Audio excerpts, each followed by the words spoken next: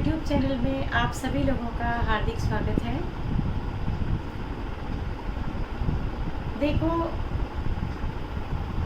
कि एक दिन में 8 पहर होते हैं और उसमें से 5 पहर तो काम धंधे में, बिजनेस व्यापार में निकल जाता है।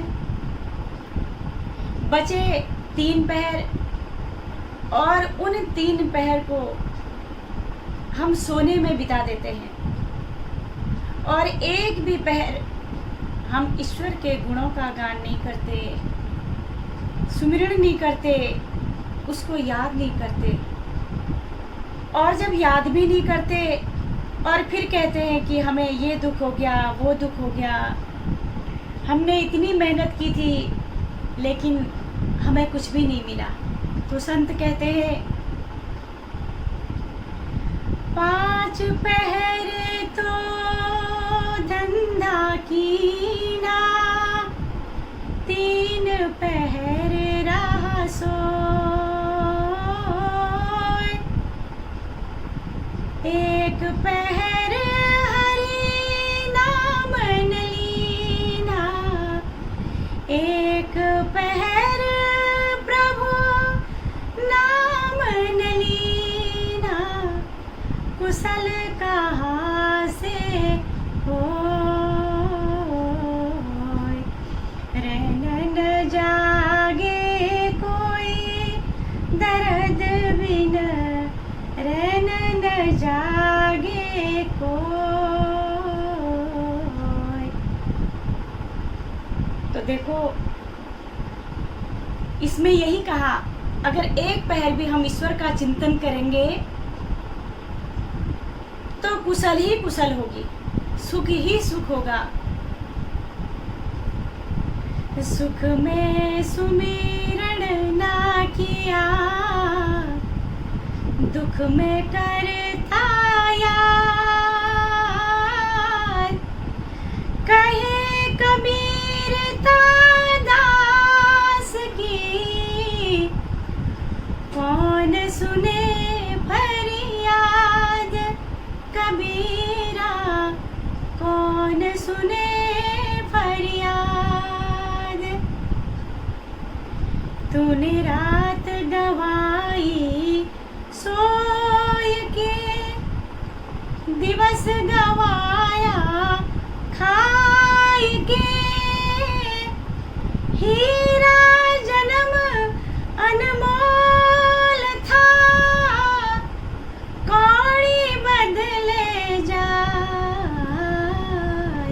तूने रात गवाई सोए के,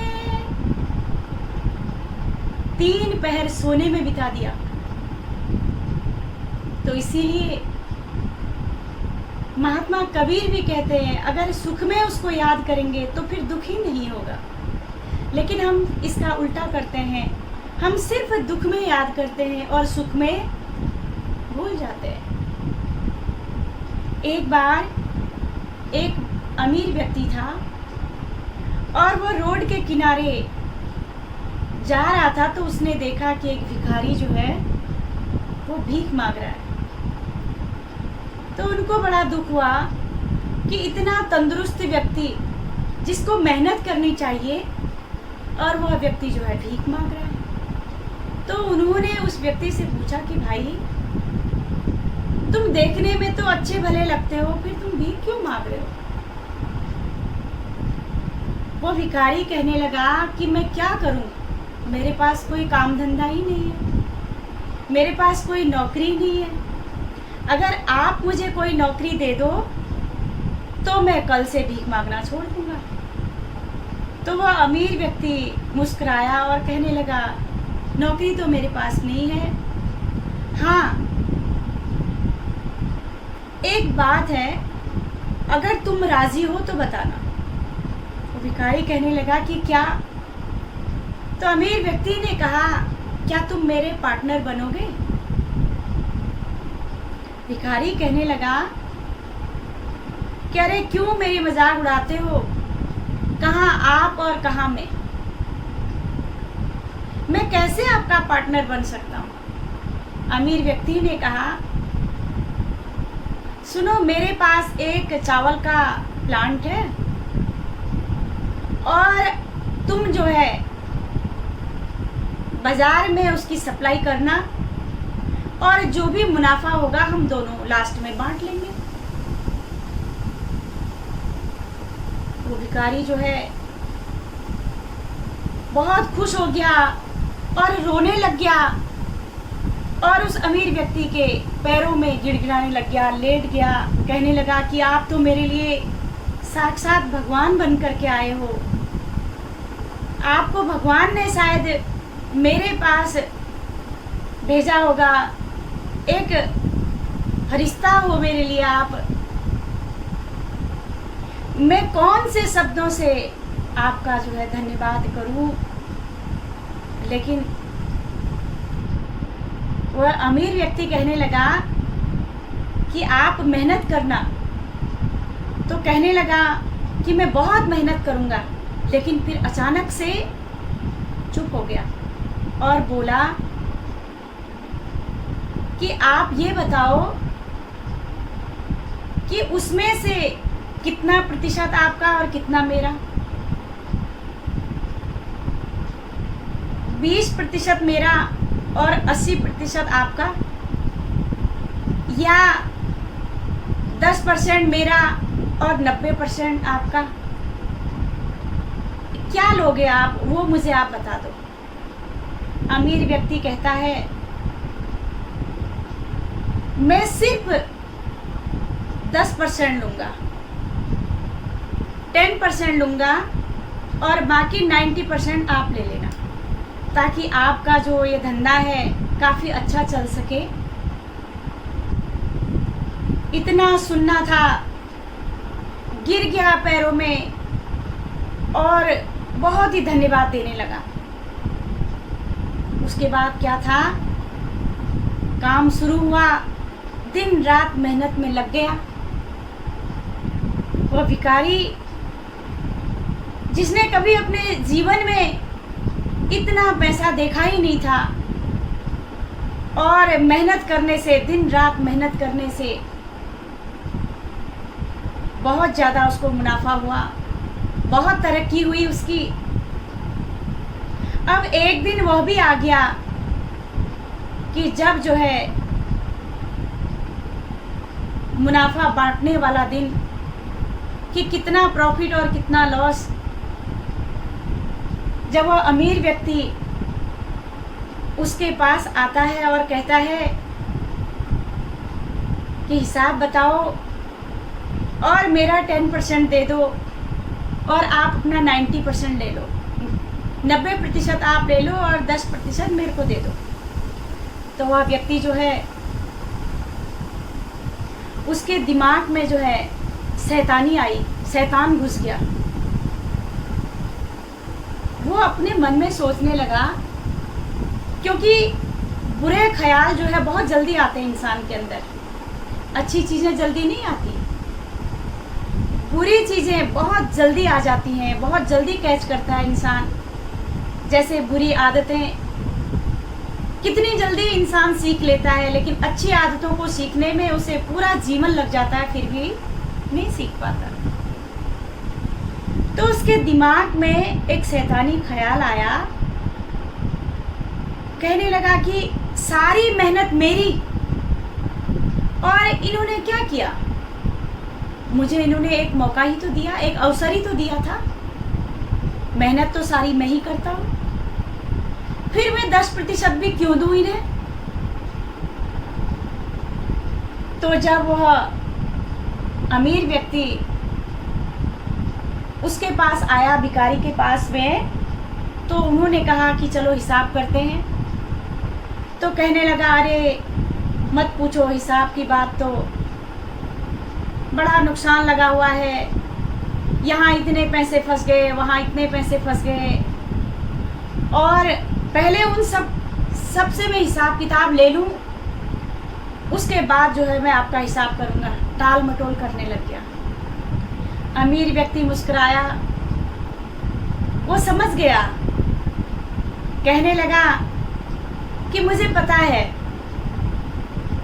कि कितनी जो है कितना मुनाफा हुआ है, कितना तुम्हें घाटा लगा है, वो सब मुझे पता है। तो वह व्यक्ति झुंझला करके कहने लगा कि क्या पता है तुम्हें? अरे मेहनत मैं करूं और परसेंटेज आपको मिले, ये ठीक बात नहीं है। आप 10% के भी हकदार नहीं हो। आपने क्या किया? आपने एक अवसर ही तो दिया था मुझे। अगर उस अमीर की जगह अगर हम होते तो हम और आप क्या करते, सोचिए। तो इसी तरह मेरा कहने का तात्पर्य, परमपिता परमात्मा ने हमको हाथ पांव दिए, बुद्धि दी, विचार करने के लिए, मुंह दिया बोलने के लिए, और जज्बात दिए, विचार दिए, सब कुछ दिया ईश्वर ने हम सबको। और इतना सब कुछ देने के बाद भी हम 24 घंटे में से 10% ईश्वर के नाम पर उसका चिंतन नहीं करते, उसका सुमिरन नहीं करते।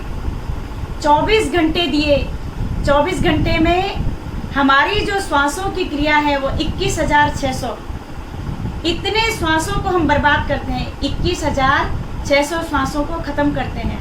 उनमें से हमने 10% श्वास भी ईश्वर के सुमिरन में नहीं लगाया। और इतना सब कुछ बुद्धि विवेक कमाने का जो हुनर है वो भी ईश्वर ने हमें दिया।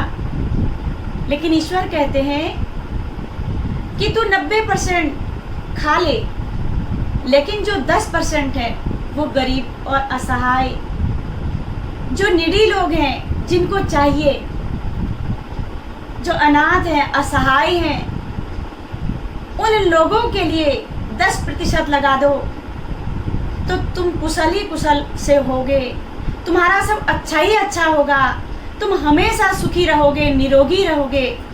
अगर ईमानदारी से अपनी सैलरी में से, अपने व्यापार में से अगर हम 10वां अंश गरीबों के लिए लगाते हैं, हम अच्छे कामों में लगाते हैं, तो वह धन भी हमारा जो है सफल हो जाता है। इसीलिए कहा, जो खिलाने में बजाओ आप खाने में नहीं, जिंदगी में तो किसी के काम आना सीख ले, अपने दुख में रोने वाले मुस्कुराना सीख ले, दूसरों के दर्द में आंसू बहाना सीख ले। इसीलिए भगवान भी उसी के ऊपर मेहरबान होता है कि जो ईश्वर की दी हुई चीज़ों की कदर करता है। इसलिए ईश्वर का चिंतन करें, जितना हो सकता है ईश्वर की दी हुई चीज़ों को बांटें। अगर आपके पास कुछ भी नहीं है तो आपके पास मुस्कान है, आपके पास एक अच्छी स्माइल है, और आपके पास अच्छा मुंह है, आप किसी को अच्छा बोल सकते हैं। आप किसी के लिए, आपके पास हाथ हैं, आप अपने हाथों से किसी के लिए कुछ कर सकते हैं। आज के लिए इतना ही। आप सभी लोगों को मेरा प्रणाम। Like, subscribe and press the bell icon.